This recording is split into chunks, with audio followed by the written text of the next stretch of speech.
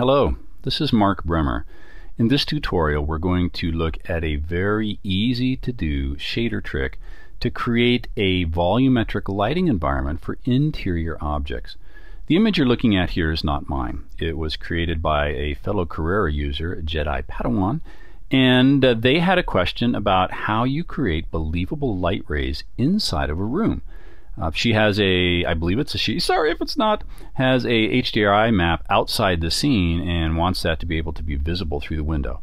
So I've created a similar type scene to show two techniques, and then we'll look at how you create this kind of hack for volumetric lighting inside of rooms or closed environments in Carrara. This first image here is my scene that uses the typical tool that most people use inside Carrara, a spotlight with a light cone. The light cone is one of two objects that has true volumetric lighting effects in it in Carrara. And by that I mean they create the effects. This is one, the light cone. The other one is the God rays used with the exterior environment or the realistic skies. That doesn't work so well inside a building or shape like this. So this is where we're going to come back to the second option. When you look at it in this image, you can see that the shadows that get cast from the mannequin where the leg is sticking out into the sun diffuse and get softer over time. This does not happen with the light cone. The shadows themselves stay strong all the way through that. So this technique makes it appear more natural as well, and you can see you get some greater irregularities in light absorption like you would in a room full of floating dust. So let's look at how that's done. In my scene, you'll see that I've got the basic setup here in a quad view, no problem with that.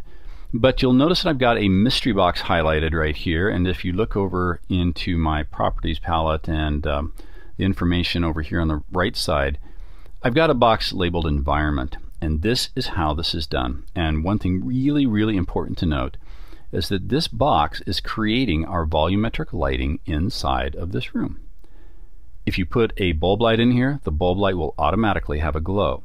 If you put a spotlight in here or cast a spotlight through it, there will automatically be a light cone. Really cool thing to do. Do note that with this technique, like all volumetric lighting, it takes longer to render. So you'll have to be a little judicious with this, but you can't argue with the results. You get the diffusing shadows, it's a beautiful look. The rest of the room looks cloudy and hazy like you would expect in an environment like this. The trick to this box is the shader that I use to affect this result. So let's hop over into our shader room, and you'll kick yourself because it's so darn easy to do this. But the camera has to sit outside of this box. If we go back to our scene real quick, sorry for the jump here, the camera must always reside outside of this box in order to see the effect. Once the camera plane crosses the boundary into this environment cube, the effect breaks down and it doesn't work at all. Now, this is why I set up the shader box the way I do here so we can see it. We'll come back over to the shader room. It's all done in the transparency channel. I have set the color of this box to 100% black, but it doesn't matter. And here's why I do it with the transparency channel. The liability to this direction is that when you use an HDRI map, the scene will respect the reflections on the object. So if I had a shiny ball in there, it would see the HDRI map, but you can't see through this environmental box to have the HDRI map show up as a background environment. However, my transparency here is set to 100%.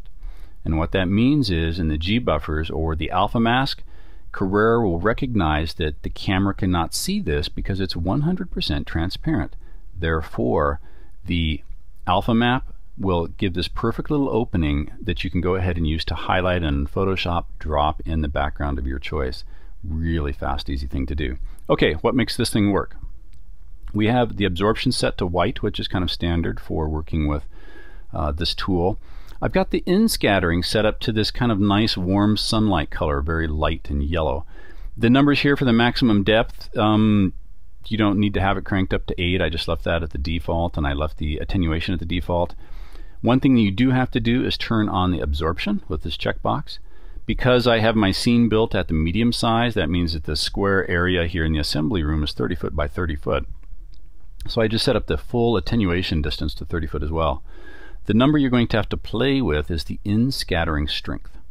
And I believe by default it's set to 0.01 or something, and I had to increase mine to 0.05. This is how significant the light rays appear inside of this environment cube when the light goes through it, or when the light reacts with it. So it's a really fast way to do this. Again, the camera has to hang out outside. That is how you use Carrara's transparency shader to create a closed volumetric effect inside of a room. Pretty cool.